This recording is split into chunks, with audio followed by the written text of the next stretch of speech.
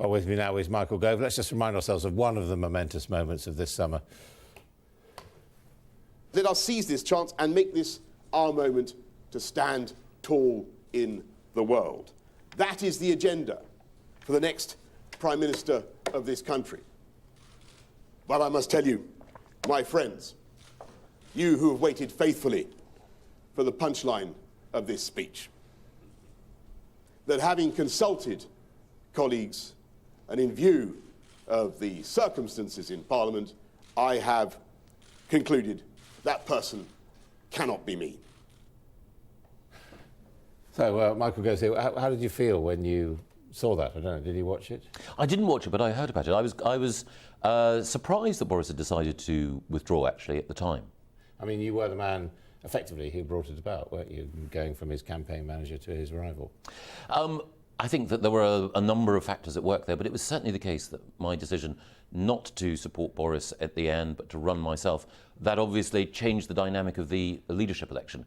And then at the end of that process, we found that Boris was Foreign Secretary, I was on the backbenches, but now that I am on the backbenches, I've got an opportunity to contribute to the debate about how Britain can shape its future in the European Union. But there was a certain amount of treachery there, wasn't there? I mean, people supporting you like Nick Bowles, taking away Boris's phones, not passing on his messages, conspiring with you to draw up lists of supporters. No, I think that that characterisation of things is wrong. I think that the way in which the decision was taken was inevitably difficult, but the way in which you've constructed the narrative, I don't think is well. So you don't think that there was betrayal on your part? I think a decision was taken by me.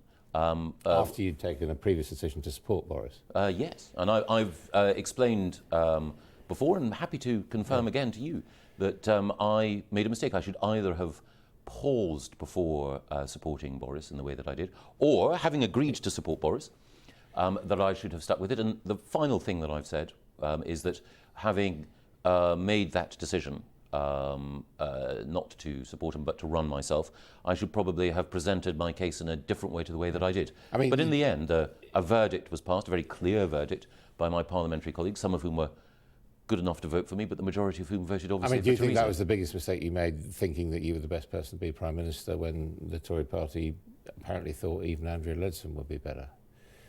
I think that Andrea did very well during the leadership campaign, and of course, having...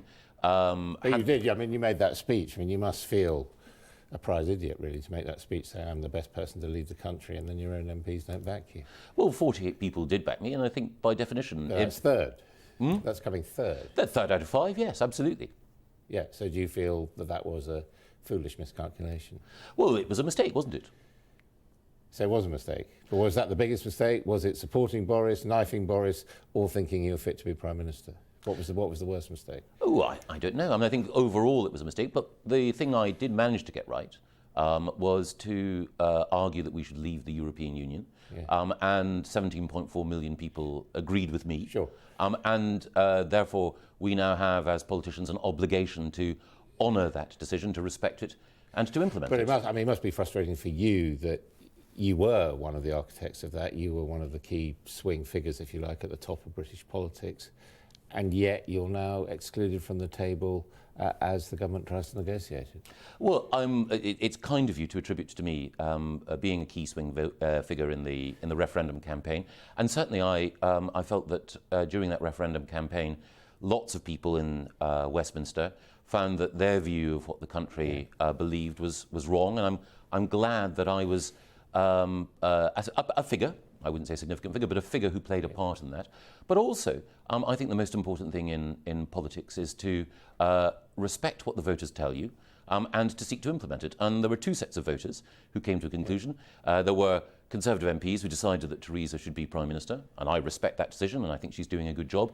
And there were the British voters who decided that we should leave the European Union. And now I'm working with Maurice Glassman, my friend, a Labour peer, in order to make sure that we implement leaving the European Union in a way that chimes with the verdict that the British people recorded. But as you pointed out, Boris Johnson is the Foreign Secretary. Yes. He has a great deal more influence than you, presumably, in all of this. He absolutely does, yes. So that was another cunning plan that misfired, if you like. Well, I'm very happy that Boris is Foreign Secretary. I think that he's a talented figure. But of course, I lost, and there you go. And I think the thing is that if you are defeated in any election, then you should accept the result with good grace. And my concern is that some of those who were on the losing side in the referendum aren't accepting that verdict with good grace. One of the things that Who are you thinking of in that? Because most of the ones I talk to say, well, we accept the verdict. I know, but there are lots of people who are trying, some of them under the banner of an organisation I mean, there is an element, isn't there, of sort of going out and bayoneting the wounded after this. And, we've seen it in your columns. You've been gloating about the performance of the economy. You've gone after Mark Carney and others. No, I'm not bayoneting anyone, and I certainly wouldn't gloat. All I would do, and have done, is point out, firstly, that there were lots of people during the run-up to the referendum who said that Britain's economy would be plunged into recession. That hasn't happened. There were lots of people who said that we would see a flight of capital from this country. That hasn't happened. I think in the papers today, GlaxoSmithKline are recording losing 30% of its value, which is not generally an international vote of confidence in our currency. Well, it has actually helped boost our economy. There are some people, including the former governor of the Bank of England, Mervyn King, who argued that sterling was overvalued beforehand, and it's certainly given a competitive edge to our economy. But there were lots of commentators, yourself included, Adam, who were, understandably fearful about the consequences of our leaving the European Union. And it's actually turned out, I hope you'll acknowledge, rather better than you predicted. There's some pluses and minuses, but overall, but would you acknowledge that you made a mistake? I think there's going to be an economic cost of Brexit, whether it's a good thing or a bad thing. But would you acknowledge that you made a mistake during the referendum campaign and that you called some things wrong? Oh yeah, sure.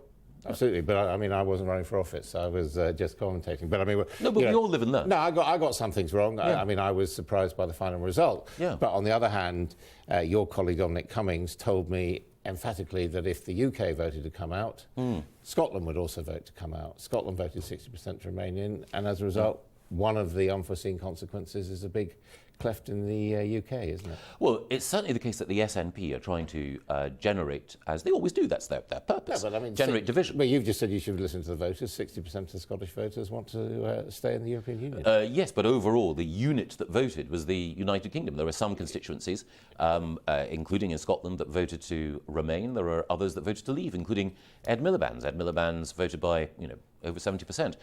Ed, whom I respect, formidable politician, is nevertheless trying to say that we should stay in the single market, and he's trying to chip away at that mandate. Well, that's fair enough. That's a conversation, an argument we can have. But I think that Ed and others should respect that decision. But do you think the answer is hard Brexit, no single market, no customs union? Hard Brexit is a phrase that's used in order to try to make what is a liberation seem like a punishment. But I do believe that we should be outside the single market. Absolutely, and that's what people voted for. And outside the customs union. I think that's probably going to have to be the case as well. They also voted for all that money going to the health service every week, which clearly isn't going to happen. That was a lie, wasn't it? It certainly was not. That is the accurate figure for the amount of money that the European Union controls. And I myself am in favour of increased NHS spending. But since I'm not the Health Secretary or the Chancellor of the Exchequer, I can't deliver that yet. But we may be able to deliver that when we leave. Your new group is going to focus on immigration. We understand that. A range of issues, but that's the first one. It's long been an obsession, if you like, over Lord Glassman to a certain extent. How low is low in your view? How low should net migration into this country be? Well, the purpose of the Commission is to ask the voters, to ask British citizens how they want our immigration system to work. I've got some broad principles, but I think it's properly respectful for me to outline what those principles are and then to listen in a conversation to what people say. And my first principle is that we should have a fair migration policy so that we shouldn't discriminate in favour of any particular set of countries. And, would you support the less than 100,000, for example? Well, I think it's important that eventually Parliament decides and then we can have a vote at the next election on it. The Prime Minister wants to bring it down to that level. I can completely understand why.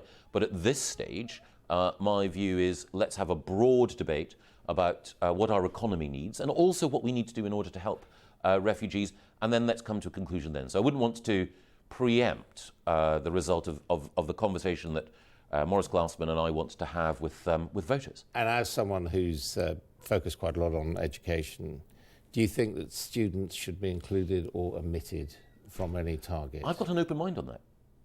So in that sense, you're closer to Philip May perhaps than to Philip Hammond than you are to Mrs May. Well, I have an open mind. I mean, part of the purpose of, as I say, this conversation is to say, how can we construct an immigration policy that allows people to come here to study and to work, but in numbers that we control and that we can benefit from?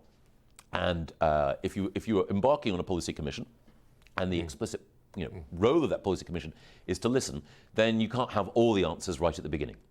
You can't have that, but at the same time, you listen to universities around the country, they are really crying out in pain at the economic consequences of all this for them. Well, there are swings and roundabouts. I mean, I think that there are certain opportunities that universities have, not least to get more money from foreign students when some of the rules change. But ultimately, we need to ensure that we have a migration system that allows people who genuinely want to come here to study, and whom universities can, in all conscience, offer a proper place to come here. But we obviously need to be in a position where there's democratic control over that process. So a lot still to be heard from you. Thanks very much, Adam. Thank you. Thank you.